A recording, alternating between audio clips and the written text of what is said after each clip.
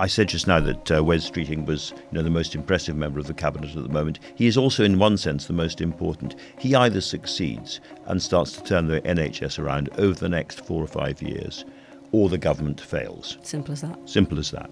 Now, this week, just days after the Darzi report described the National Health Service as being in serious trouble, direct quote, the New Statesman senior editor George Eaton sat down with the Secretary of State for Health and Social Care, Wes Streeting. I just want to play you this clip first where Streeting lays out the challenge that any major reforms are going to face from both the left and the right. We've got voices on the left who absolutely agree that we need to be bolder on public health, but reject NHS reform.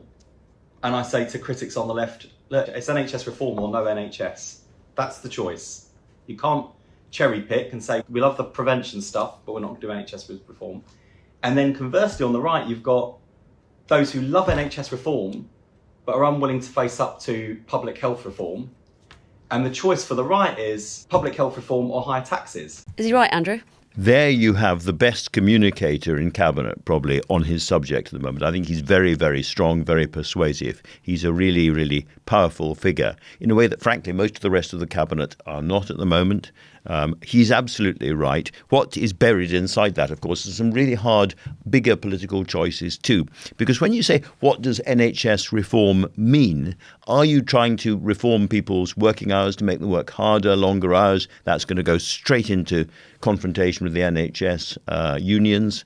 And by the way, Wes Streeting has a long record of taking on the BMA. Even when he was in opposition, he was writing pieces on the front page of the Telegraph attacking them. So there is a lot of bad blood there already, though he has. Well, although he's given them given them this big. You see, he gives them this big increase, and the immediate reaction from some of the BMA junior doctors committees, wait till next year, we're going to strike again then you'll see. So there's a lot of trouble, I think, ahead there. But I think when you ask about NHS reform, almost anybody, they very quickly come to, this is going to need serious investment. In other words, it is ridiculous that we have so many competing incompatible computer systems across the NHS, so our medical data is so hard to access. It's crazy that we have so few diagnostic centres when that would stop people having to go in for surgery later in life, etc., etc., etc. All of that needs investment.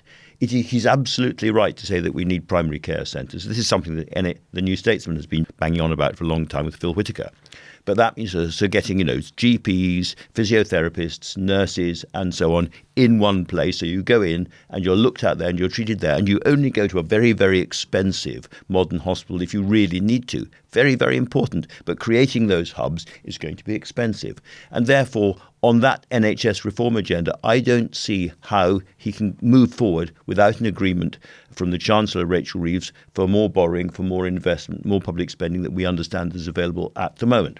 So that's one problem. The other problem on the public health side is, again, he's absolutely right. Of course, we need to eat better, smoke less, drink less, and so forth.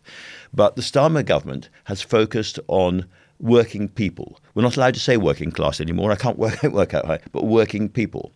And for an awful lot of working people, this comes down as interfering with their lives in a nanny state way. Starmer said he wants politics to tread more lightly on people's lives, cutting the size of a pint glass, not allowing people to smoke outside pubs and restaurants, and so on, does not feel like treading lightly on people's lives at all. It also doesn't feel perhaps the right things to prioritise when there are much bigger choices to make.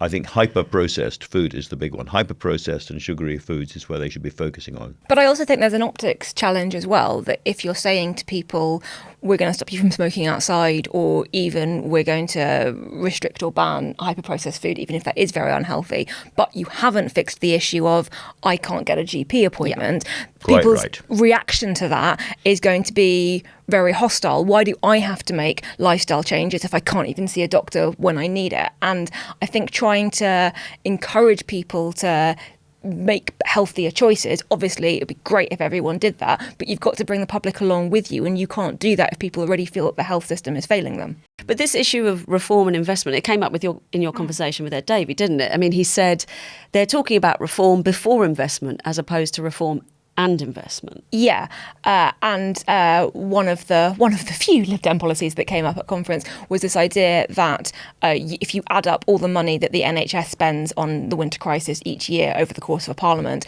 and you sort of took that pot of money and you invested that upfront at the start of the Parliament on preventing the annual winter crisis, I think they said it was about £1.5 billion, then you could have better health outcomes and you could avoid this kind of, we're in January and suddenly we just need a cash injection because people are in hospital corridors and there are 20-hour waits for ambulances and things. So partly I think their argument is it's about how you spend it and how you think about that money.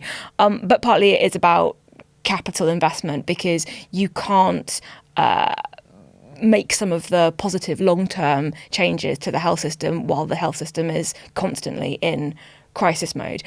One thing that I think is interesting talking about the Lib Dems and their relationship with Labour and the direction that they might push the government in is one of the points that came out at conference is that health maybe used to be considered a left-wing issue and now isn't really a left or right issue. Sort of everyone agrees that exactly right. But everyone agrees that kind of fixing the NHS should be a key political priority, and it was apparently the number one reason that voters gave for choosing to vote Lib Dem at the last election. So if you're thinking about are they going to push Labour to the left or challenge the Tories from the right, it's kind of a bit more complicated than that. That's the space that they're occupying. How are Labour going to square this circle? Because as Rachel said, you can't implement reform if you haven't got any money to do it. I think there's going to be news on investment in the budget. I've got no proof of this. It's just sort of tones of voice and kind of half drooping eyebrows and so on. I think Rachel Reeves is going to change some of the rules to allow more investment. I think she really has to, because I said just now that Wes Streeting was, the most impressive member of the cabinet at the moment. He is also, in one sense, the most important. He either succeeds and starts to turn the NHS around over the next 4 or 5 years, or the government fails. Simple as that. Simple as that. I mean, something that some of the papers have picked up on from George's interview was when Wes Streeting hinted that there will be budget cuts coming in the autumn that are going to impact people other than pensioners, which we've seen with the very unpopular winter fuel allowance cut. It's clearly going to be a very, very tough budget because, the money for the budget's going ahead, the non-protected departments, never mind the other ones, is really scary. And there are going to be, I am sure, tax rises and I am sure further savings right across budgets. But that has to be accompanied by a message of hope. There has to be a sense that if we do this year, then in 2 years' time, the world will look different. I think the other thing that we're going to see very soon is some big announcements by private sector companies of big investments in the UK. And I think that was one of the challenges with the way the winter fuel allowance decision was made over the summer, is that it felt like a standalone decision and it wasn't put in the context of we're making this tough choice now and here are the other positive things that are going to happen. In a budget, you've got more of an opportunity to take away with one hand but to show what you're offering with the other. I think, though, given the way that decision landed and the narratives of doom and gloom and hopelessness, things will get worse before they get better, surrounding this government, it is going to be quite difficult for them to strike a more optimistic tone, but they're really going to have to do that.